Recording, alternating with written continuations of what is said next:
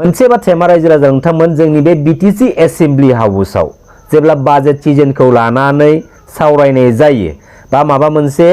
बिथिंखौ लानानै डिसकास खालामनाय जायो जथुमनाय जायो बे जोंनि बिटिसि एसेम्बलि सेक्रेटारि न' सिङाव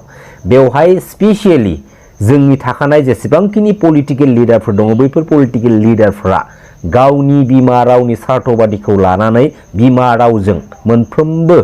कुइसननि एन्सारनि फिननायफोरखौ सोंथिफोरखौ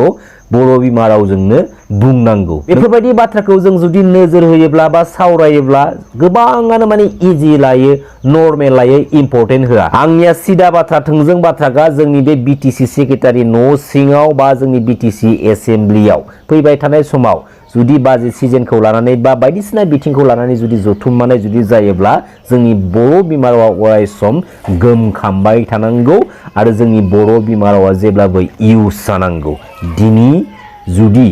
सासे बर' फिसायानो बे जोंनि बर' हारिनि बेसेनजों लुजानाय एसेम्बलि हाउस न' सिङाव गुबुन हारिनि रावखौसो रायलायनानै जोंनि हारिनि प्रब्लेमखौ जुदि शेयार खालामनो गोनां बाध्य जानानै फैयोब्ला अब्ला बेनिफ्राय लासिंसिं आरो मा बाथ्रा दंबावो रायजो राजा नोंथांमोन बेनो जाबाय नामा मोनसे सेन्टिमेन्टेल बाथ्रा बेनो जाबाय नामा मोनसे सेन्टिमेन्टेल बाथ्रा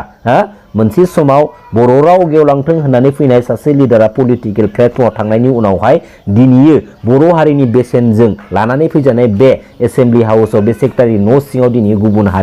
गुबुन हारिनि बिमा रावखौ रायलायनानै बुंनानै जोंनि माखासे प्रब्लेम इस्युफोरखौ फोरमायनाय माखासे नुथायखौ जों नुनो मोनबाय थायो जों लाजियो बेफोरबायदि नुथायखौ जों जुदि नुनो मोनोब्लाथाय जों लाजियो अब्ला बैफोरबायदि लिडारनि माखासे नुथायफोरखौ बुंनायफोरखौ जोंनि फैबाय थानाय इयुन जेनेरेशना सासे नङा सानैबाबोथ' फल' खालामगोन ना बेफोर जोबोद इम्पर्टेन्ट बाथ्रा नाथाय खोनानायाव नुनायाव जोबोद इजि नाथाय जोबोद इम्पर्टेन्ट बाथ्रा जों फिसा फिसा बाथ्रानि सायावसो जों नोजोर होनानै जोंनि हारिनि माखासे सिस्टेम सिचुएसनफोरखौ जोङो स्ट्रं खालामलांबाय थानांगौ नंगौना नङा रायजो राजा नोंथांमोन मा बुङो बिटिसिनि माखासे पलिटिकेल सिस्टेमखौ जों जुदि नोजोर होयोब्ला बा सावरायनो थाङोब्ला दा समाव मानगोनां प्रमद बर' बिथांनि इउपिपिएल पार्टियानो बिजेपि पार्टिजों एलायन्स जानानै बिटिसि गभर्नमेन्टखौ सालायगासिनो दङ आरो बिथांमोननि गभर्नमेन्ट सालायनाया 4 इयार्स कमप्लिट जालांबाय बिथांमोना थांनाय बावैसो सिगाङावहाय 4 इयार्स कमप्लिट जालांनायनि थाखाय बिथांमोना मोनसे सेलिब्रेशन प्रग्रामबो लाखिलांदों गोजोनथावनि बाथ्रा 4 इयार्स कमप्लिट जाबाय नाथाय मानगोनां प्रमद बर' बिथांनि दा समनि गभर्नमेन्ट दैदेननाया पलिटिकेल सिस्टेमनि गेजेरजों जेरैबायदि खामानिफोरखौ इस्युफोरखौ एसे एला सुस्रांनायनि लामायाव लाबोनांगौ बैफोर खामानिफोरखौ गोसो बायदिहाय क्लियार खालामनो हायाखै बा लाबोनो हायाखै बेनि गुबै आरो गुदि इस्युआनो जाहैबाय मा जेरावनोखि जोंनि बिटिसिनि माखासे इस्युफोरखौ प्रब्लेमफोरखौ जुदि जोङो सल्भ खालामनो थाखाय जुदि थांखि लायोब्ला दिनै गुबुन बबेबा पलिटिकेल पार्टिनि लिडारफोरनाव साजेसन लानो गोनां जानानै फैयो दिनै स्टेट गभर्नमेन्टआव साजेसन लानो गोनां जानानै फैयो आरो जायफोर खामानिफ्रा जोंनि हारिनि जोंनि बिटिसि पलिटिकेल सिस्टेमनि थाखाय मोजां खामानि बैफोर मोजां खामानिफोरखौ बै स्टेट गभर्नमेन्टनि बा सोरबा बै आदार पलिटिकेल पार्टिफोरनि लिडारफोरा अर्डार हरा बा सेंसन खालामा मावनो थाखाय बिथोन होआ मानोना बैफोर खामानिया जोंनि हारिजों लोगोसे जोंनि बिटिसि पलिटिकेल सिस्टेमनि थाखाय मोजां जागोन इन फिउचार दा बैफोरबायदि माखासे मोजां खामानिफोरखौ जायफोर खामानिफोरानोखि पलिटिकेल प्लेटफर्मनि गेजेरजों मावफुंनानै लानांगौ आरो मोस्ट इम्पर्टेन्टलि बेफोरखौ जाफुंहोथारनांगौ दा बैफोर माखासे इम्पर्टेन्ट खामानिफोरा दिनै गोबां आद्रा थानानै दङ दा मोनसे बाथ्राया जाहैबाय मा जे जोंनि हारिनि गेजेराव जेसेबांखिनि पलिटिकेल लिडारफोर दङ गासैबो मोजां गासैबो जोंनि बर' हारिनि बर' फिसा आरो साफ्रोमबो लिडारानो मोनसे समाव जोंनि बर' हारिनि थाखाय संग्राम खालामबोनाय हारिनि थाखाय नांबोनाय साफा लिडार नाथाय दिनै बैफोर लिडारफोरा पलिटिकेल फिल्डआव फैखांनानै पलिटिकेल सिस्टेमनि गेजेरजों सोरबा पलिटिकेल पार्टिनि लिडारफोरजों गादब जानानै जुदि सालायहोजाबाय थायोब्ला जोंनि बर' हारिनि बै माखासे जेंना आरो जेथोफोर जायफोर जेंना आरो इस्युफोरानो बे पलिटिकेल सिस्टेमनि गेजेरजोंसो जोङो सुस्रांनानै लानो हायो अब्ला बैफोर जेंना आरो जेथोफोरखौ जों माबोरैहाय सुस्रांनानै लानो हागोन रायजो राजा नोंथांमोन मालाबाबो हाया बेखायनो फैबाय थानाय समाव जोङो बेफोरबायदि बबेबा मोनसे गुबुन पलिटिकेल पार्टिजों डमिनेट खालामजानानै सोलायहोजाग्रा बा गुबुन पलिटिकेल पार्टिनि लिडारफोरजों इउज खालामग्रा पलिटिकेल लिडारफोरखौ जोंनो नाङा मानो नाङा होननानै बुङोब्ला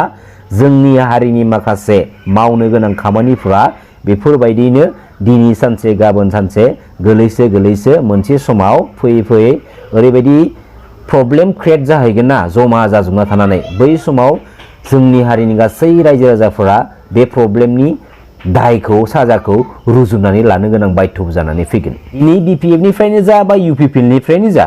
माखासे खामानिफोरखौ लानानै रायजो राजाफोरा गोजोननाय गैयै आरो जायफोर खामानि मावग्राफोर बैफोर खामानिफोरखौ जेरैबायदि मावनांगौ बेफोरबायदि मावै माखासे जाथायफोरखौ जों नुनो मोनदों दिनैनि स्टेजावबो जों खोनानो मोनो। बैफोर माखासे बाथ्राफोरखौ